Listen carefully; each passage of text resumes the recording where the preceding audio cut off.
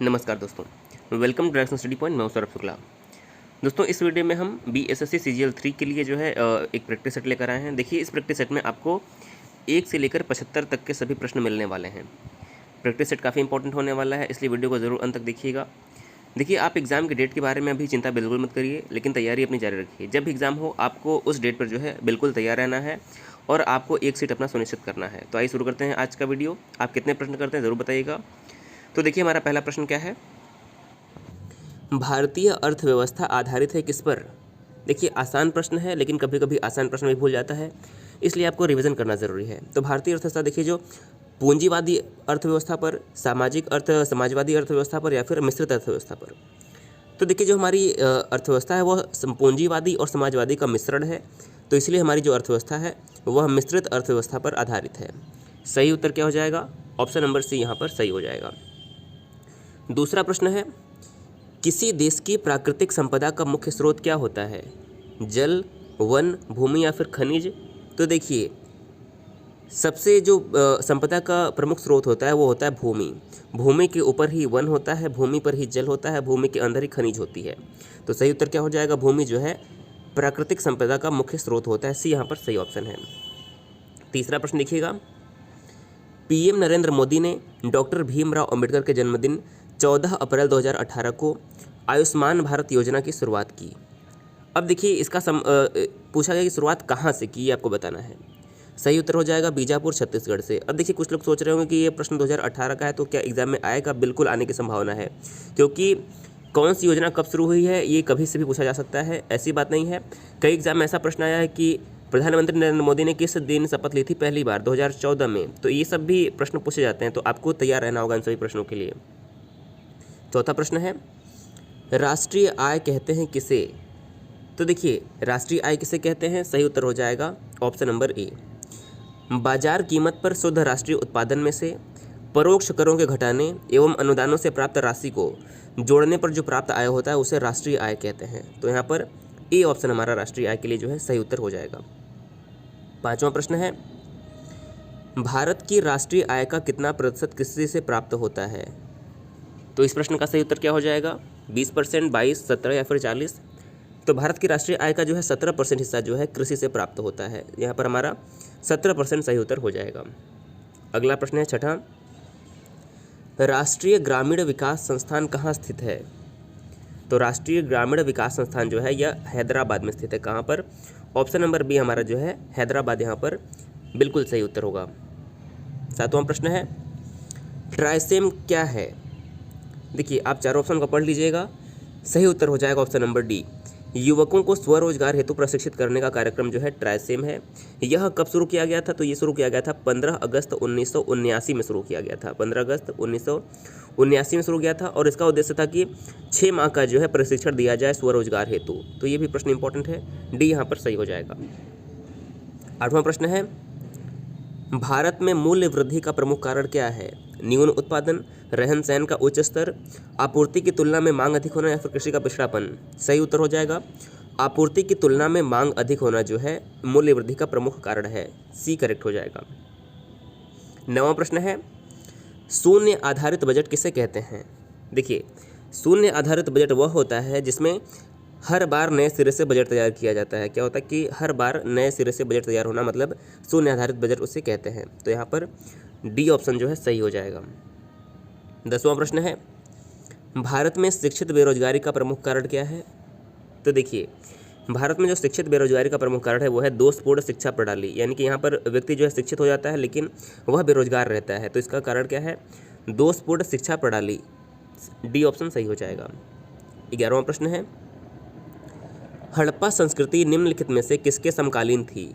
लौह युगीन, ताम्र युगीन, नवपाषाण युगीन या फिर कांस्य युगीन। तो देखिए, हड़प्पा संस्कृति, हड़प्पा सभ्यता को जो है कांस्य युगीन सभ्यता माना जाता है। क्या? कांस्य युगीन। डी ऑप्शन यहाँ पर सही हो जाएगा।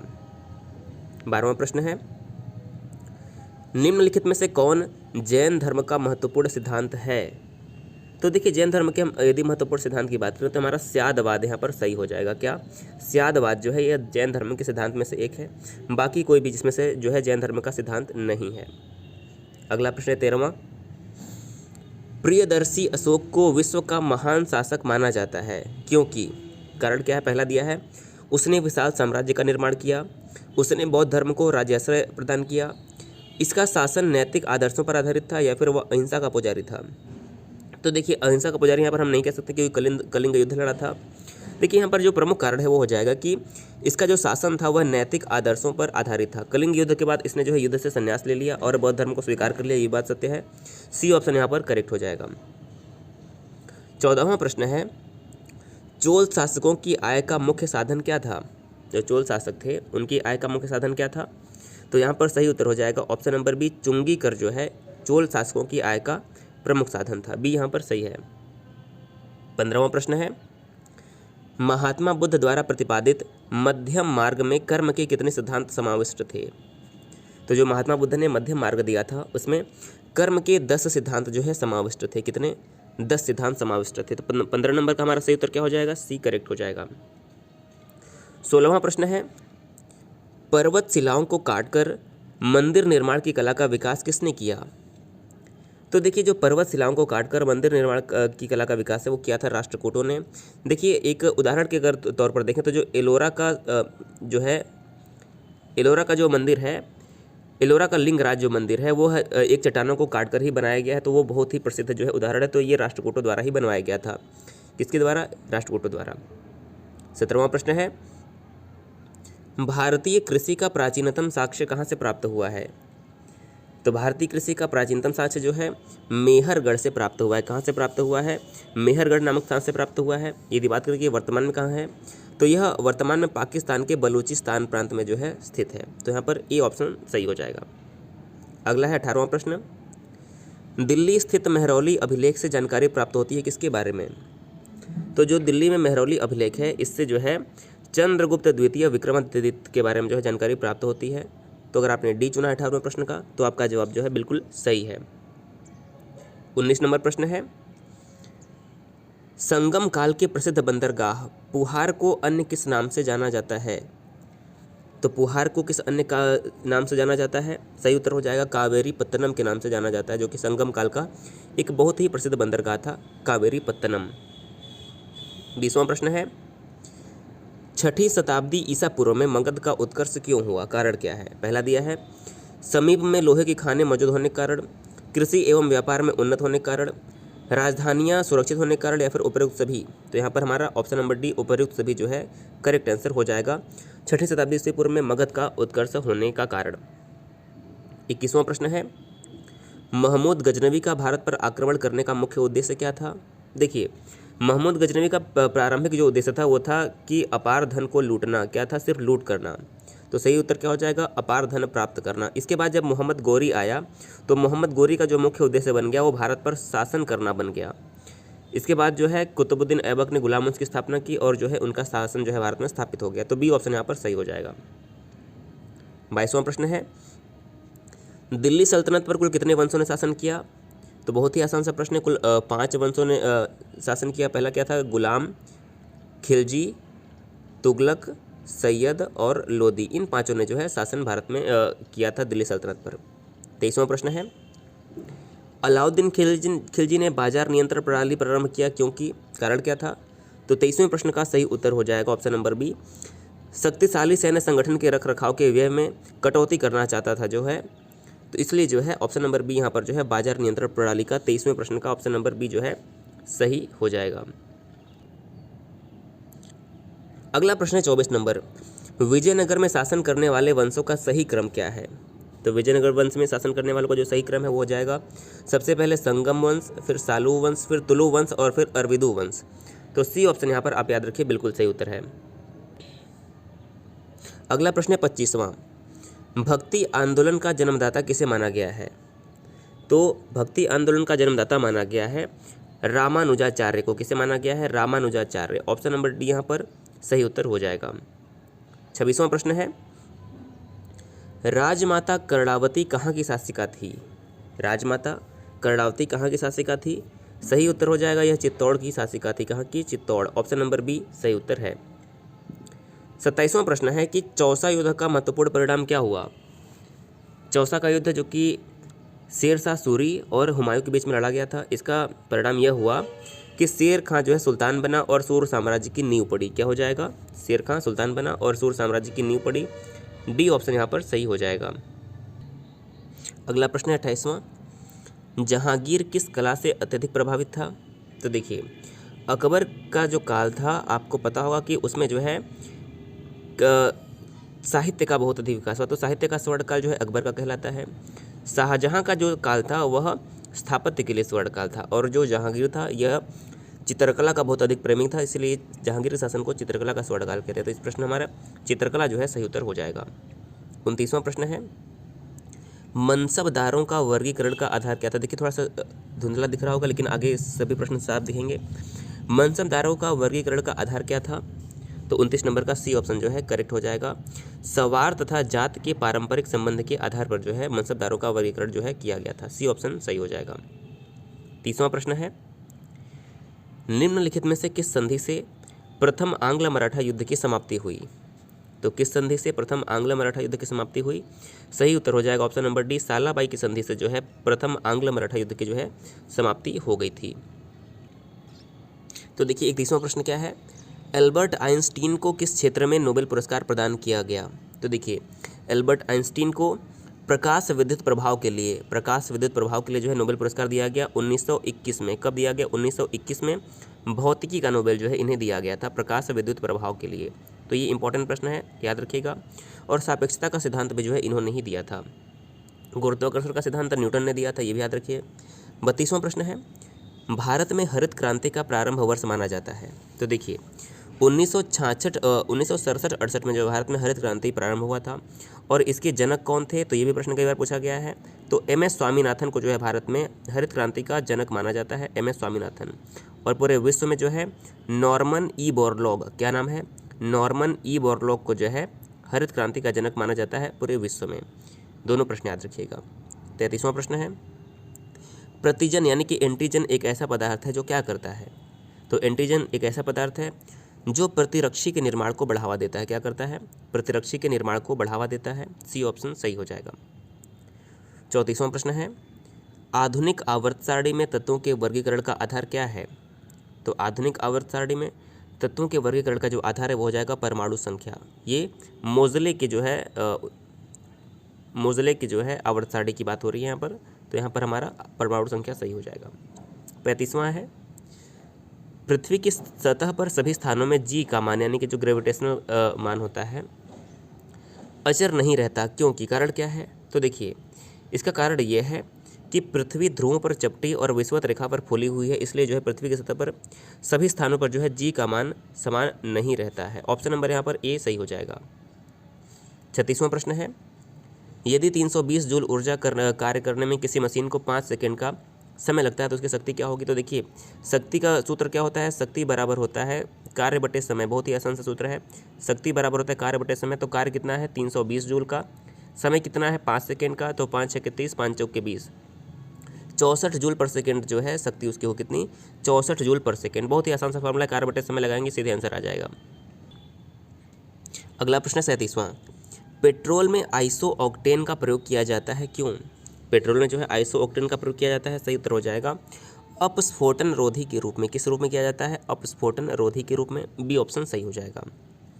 38वां प्रश्न है, प्रत्येक आवर्त सारणी का अंतिम सदस्य क्या होता है? एक धातु, अधातु, उपधातु, हैलोजन या फिर अक्रिय गैस? तो देखिए, प्रत्येक आवर्त सारणी का जो अंतिम सदस्य होता है वह एक अक्रिय धातु गैस होता है। अक्रिय में क्या क्या आते हैं? Helium, neon, argon, krypton, xenon और रेडॉन।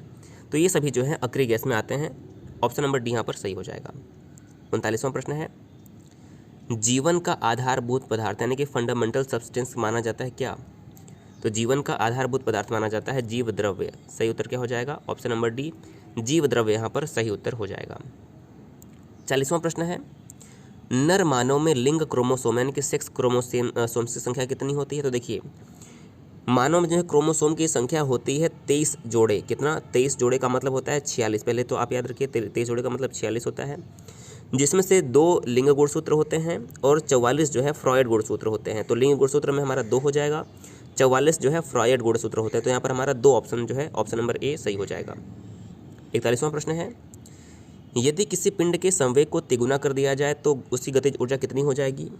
तो यदि किसी पिंड के संवेग को तिगुना कर दिया जाए तो उसकी गतिज ऊर्जा जो है 9 गुनी हो जाएगी। कितनी? 9 गुनी हो जाएगी।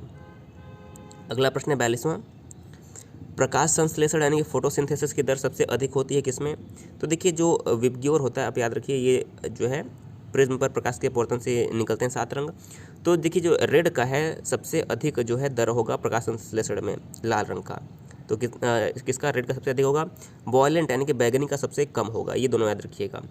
रेड के बाद ऑरेंज का होगा, फिर येलो, फिर ग्रीन, फिर ब्लू, फिर इंडिगो, फिर वॉयलेट। तो ये क्रम याद रहेगा तो आप प्रश्न का उत्तर सही से दे पाएंगे। 43वां प्रश्न है एफ्लाटॉक्सिन विष जो है किससे उत्पन्न होता है? तो एफ्लाटॉक्सिन जो विष होता है वो एस्परजिलस से उत्पन्न होता है। किससे? एस्परजिलस। ऑप्शन नंबर डी यहाँ पर सही उत्तर हो जाएगा। 44वां प्रश्न है किसी तत्व का सूक्ष्मतम कण क्या कहलाता है? तो किसी भी सूक्ष्मतम तत्व का जो कण होता है वो कहलाता है परमाणु। क्या? परमाणु। सी यहाँ पर सही उत्तर हो जाएगा। 44वां प्रश्न है बेकेलाइट क्या है? बेकेलाइट क्या है? संश्लेषित रेशा, रबर, कांच या फिर प्लास्टिक? तो बेकेलाइट जो होता है यह प्लास्टिक होता है। डी ऑप्शन सही हो जाएगा। देखिए सभी प्रश्नों को आप जरूर करते हुए चलिएगा और वीडियो अगर आपको पसंद आ रहा हो तो वीडियो को शेयर कर दीजिएगा ताकि अन्य लोगों तक भी जो है वीडियो पहुँच पाए। 46वां प्रश्न है एल्कोहल श्रेणी के यौगिक में कौन सा अभिक्रियाशील समूह जो है फंक्शनल ग्रुप जो है पाया जाता है? तो देखिए एल्कोहल में जो है OH फंक्शनल ग्रुप पाया जाता है। क्या? OH। ऑप्शन नंबर बी यहाँ पर बिल्कुल आसानी से बी सही हो जाएगा। 47वां प्रश्न है किसी तत्व का आयतन परमाणु के आयतन की तुलना में कितना होता है? तो देखिए किसी तत्व का आयतन जो है परमाणु के आयतन की तुलना में जो है नगण्य होता है। क्या? नगण्य। ऑप्शन नंबर ए सही हो जाएगा। 48वां प्रश्न है प्रकाश का रंग निर्भर करता है किस पर? आयाम, आवृत्ति, तरंगदैर्ध्य या फिर आवृत्ति व आयाम दोनों पर? तो देखिए जो प्रकाश का रंग निर्भर करता है वो तरंगदैर्ध्य यानी कि वेव लेंथ पर जो है निर्भर करता है। किस पर? वेव लेंथ यानी कि तरंगदैर्ध्य। सी ऑप्शन सही हो जाएगा। 49 नंबर प्रश्न है बिना निषेचन से बना फल क्या कहलाता है? बिना निषेचन से बना फल क्या कहलाता है? उसे कहते हैं पार्थेनोकॉपी। क्या? पार्थेनोकॉपी कहते हैं। अब ऐसे फल कौन कौन से? तो केला और सेब जो है बिना निषेचन से बने फल के उदाहरण में आ जाएंगे सेब और केला। ऑप्शन नंबर बी सही है। अगला प्रश्न है 50 नंबर खाए हुए भोजन का कितना प्रतिशत उपभोक्ता की जैव मात्रा में बदलता है? तो खाए हुए भोजन का कितना प्रतिशत जैव मात्रा में बदलता है? तो ये हमारा सही हो जाएगा। ऑप्शन नंबर डी 10% जो है वह जैव मात्रा में बदलता है। तो ऑप्शन नंबर यहाँ पर हमारा डी जो है सही हो जाएगा। 51वां प्रश्न है मोटर गाड़ी के रेडिएटर को ठंडा करने के लिए पानी का व्यवहार किया जाता है क्यों? देखिए सही उत्तर क्या हो जाएगा? ऑप्शन नंबर ए क्योंकि पानी की जो विशिष्ट ऊष्मा होती है वो अधिक होती है, इसलिए जो है मोटर गाड़ी के रेडिएटर को ठंडा करने के लिए पानी का प्रयोग किया जाता है। अगला प्रश्न है 52 नंबर 1857 के विद्रोह का सबसे दुर्बल पहलू क्या था? तो देखिए जो 1857 का विद्रोह हुआ था इसमें जो सबसे दुर्बल पहलू था वो था कि भारतीयों के मध्य उस समय एकता का अभाव था। क्या था? भारतीयों के मध्य एकता का अभाव था। ये ऑप्शन सही हो जाएगा। 53 नंबर प्रश्न है खोंस डोरा विद्रोह नामक जनजातीय आंदोलन किस प्रांत की प्रमुख घटना है? तो देखिए जो खोंस डोरा विद्रोह था यह जनजातीय विद्रोह जो हुआ था ये आंध्र प्रदेश में हुआ था। कहाँ पर? आंध्र प्रदेश की यह प्रमुख घटना थी। बी ऑप्शन सही हो जाएगा। 54 नंबर प्रश्न है सूरत जिला अंतर्गत बारदोली तालुके के किसानों ने बारदोली सत्याग्रह क्यों आरंभ किया था?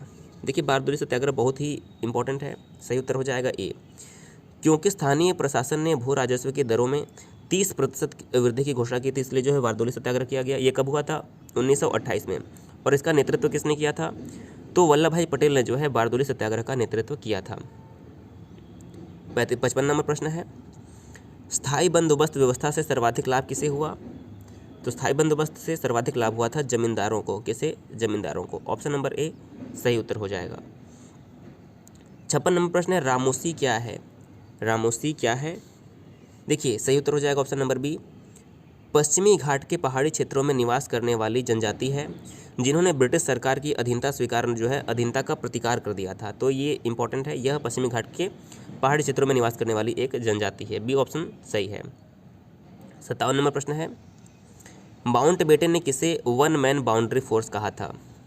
तो माउंटबेटन ने महात्मा गांधी को जो है वन मैन बाउंड्री फोर्स की संज्ञा दी थी। डी ऑप्शन यहाँ पर सही हो जाएगा। 58 नंबर प्रश्न है उषा मेहता ने भूमिगत रेडियो स्टेशन की स्थापना कहाँ पर की थी? उषा मेहता ने भूमिगत रेडियो स्टेशन की स्थापना कहाँ पर की थी? सही उत्तर हो जाएगा ऑप्शन नंबर डी, बम्बई में जो है की थी। अगला प्रश्न देखिए 59 नंबर।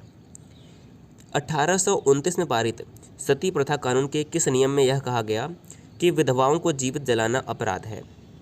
तो देखिए, जो 1829 में सती प्रथा कानून बनाया गया, इसके 17वें नियम में बताया गया कि विधवाओं को जीवित जलाना अपराध है और सती प्रथा पर जो है रोक लगा दिया गया।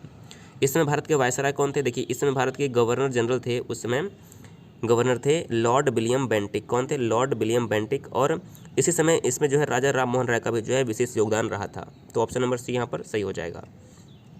60वां प्रश्न है, अखिल भारतीय कांग्रेस का वास्तुविद यानी कि जो इंडियन नेशनल कांग्रेस था, इसका आर्किटेक्ट किसे माना जाता है? ए.ओ. ह्यूम को माना जाता है। ए.ओ. ह्यूम जो है कांग्रेस के संस्थापक माने जाते हैं और ए.ओ. ह्यूम जो थे कांग्रेस के पहले महासचिव थे। इनका नाम आप याद रखिएगा, कांग्रेस के पहले महासचिव, और यह कांग्रेस के संस्थापक जो है माने जाते हैं। 61 नंबर प्रश्न है, यदि हमने विभाजन स्वीकार नहीं किया तो भारत छोटे छोटे टुकड़ों में विभाजित होकर विनष्ट हो जाएगा, यह कथन किसका है? दोस्तों, इस प्रश्न का उत्तर जो है आप कमेंट करके बताएंगे कि यह जो कथन था ये किसका था। तो 61 नंबर प्रश्न आपके लिए जो है करंट क्वेश्चन जो है कमेंट में आपको बताना है। 62 नंबर प्रश्न है, प्रारंभिक उदारवादियों का राजनीतिक चरण माना गया है क्या? तो देखिए, जो प्रारंभिक उदारवादी थे इनका समय जो माना जाता है 1885 से लेकर 1905 तक माना जाता है। कब माना जाता है? 1885 से लेकर 1905 तक। उसके बाद जो है ये हमारा जो है उदारवादी का जो है समय पूरा होता है। बी ऑप्शन यहाँ पर सही हो जाएगा।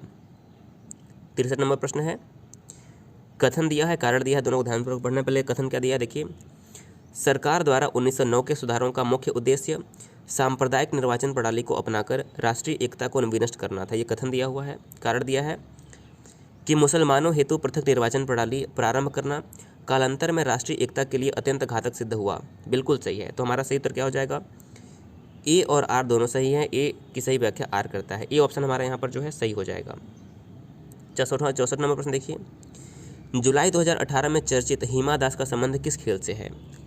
तो देखिए, हिमा दास का नाम आप सभी ने सुना होगा। हिमा दास का जो संबंध है वो है एथलेटिक्स यानी कि दौड़ से, यह एक धावक है। सी ऑप्शन जो है सही हो जाएगा। अगला प्रश्न है 65, निम्नलिखित में से किसे मानसिक योग्यता यानी कि मेंटल स्किल का खेल माना गया है? तो मानसिक योग्यता का जो खेल है वो शतरंज को माना जाता है। ऑप्शन नंबर बी यहाँ पर जो है शतरंज सही उत्तर हो जाएगा। 66 नंबर प्रश्न है, जूडो में सोनो माना शब्द का प्रयोग रेफरी किस लिए करता है? तो इसका जो प्रयोग होता है कि खिलाड़ियों को रोकने के लिए करता है जूडो में। डी ऑप्शन सही हो जाएगा। अगला प्रश्न है 67 नंबर, बैडमिंटन के खेल में हार जीत का फैसला निर्धारित किया जाता है किसके द्वारा? रनों की संख्या? बिल्कुल नहीं, रन क्रिकेट में होता है। गोल जो है हॉकी और फुटबॉल में होता है। यहाँ पर सही हो जाएगा, अंकों के स्कोर के आधार पर जो है हार जीत का फैसला किया जाता है। अगला है, आइस हॉकी में कितने खिलाड़ी भाग लेते हैं? तो आइस हॉकी में 6 खिलाड़ी भाग लेते हैं। और आइस हॉकी जो है कहाँ का राष्ट्रीय खेल है? तो आइस हॉकी जो है कनाडा का राष्ट्रीय खेल है, ये भी आप याद रखिएगा। 69 नंबर प्रश्न है, संविधान सभा का चुनाव किस आधार पर हुआ था? तो यह हुआ था वर्गीय मताधिकार से। ऑप्शन नंबर डी सही हो जाएगा। 70 नंबर प्रश्न है, भारतीय संविधान का सबसे बड़ा एकाकी स्रोत क्या है? तो देखिए, जो हमारा संविधान बना था इसका जो प्रमुख स्रोत था वो था गवर्नमेंट ऑफ इंडिया एक्ट 1935। बहुत सारे जो आर्टिकल है सीधे सीधे यहाँ से लिए गए हैं। तो ऑप्शन नंबर डी सही उत्तर हो जाएगा। दोस्तों, 71 नंबर प्रश्न में कुछ त्रुटि है, गलती है, इसलिए हमने इसको हटा दिया है। 72वां प्रश्न देखिए, लोक लेखा समिति की जुड़वा बहन किसे कहा गया है? तो देखिए, जो लोक लेखा समिति है इसकी जुड़वा बहन माना जाता है प्राक्कलन समिति को। किसे? प्राक्कलन समिति। बी ऑप्शन सही हो जाएगा। अगला प्रश्न है 73, पंचायत सेवक यानी कि ग्राम सेवक की नियुक्ति का अधिकार किसके पास होता है? तो ग्राम सेवक या फिर पंचायत सेवक के जो नियुक्ति का अधिकार है वो राज्य सरकार को होता है। किसे? राज्य सरकार। सी ऑप्शन सही हो जाएगा। 74 नंबर प्रश्न है, एग्जिट पोल एक नई विधा है जिसमें क्या किया जाता है? तो सही उत्तर हो जाएगा, मतदान करके बाहर आए मतदाताओं के जवाब के आधार पर चुनाव परिणामों की जो है भविष्यवाणी की जाती है एग्जिट पोल के आधार पर। तो यहाँ पर हमारा ऑप्शन नंबर ए सही हो जाएगा। और आज का देखिए हमारा अंतिम प्रश्न क्या है, 75 नंबर प्रश्न। 75वां प्रश्न हमारा है कि निर्वाचन आयोग एक क्या है? परामर्शदात्री संस्था, संवैधानिक, प्रशासनिक या फिर अंतर्राज्यीय? तो देखिए, जो निर्वाचन आयोग है ये हमारा हो जाएगा एक संवैधानिक निकाय है, क्योंकि संविधान के अनुच्छेद 324 में निर्वाचन आयोग का जो है वर्णन किया गया। तो ये हमारा ये है एक संवैधानिक निकाय है। तो देखिए, हमने यहाँ पर लगभग 74 प्रश्न का डिस्कशन किया है। अगर आपने इसमें से 60 से अधिक प्रश्न किए हैं तो आपका स्कोर काफ़ी अच्छा है। अगर उससे भी कम है तो आपको परेशान होने की ज़रूरत नहीं है, लेकिन आपको लगातार जो है पढ़ना है।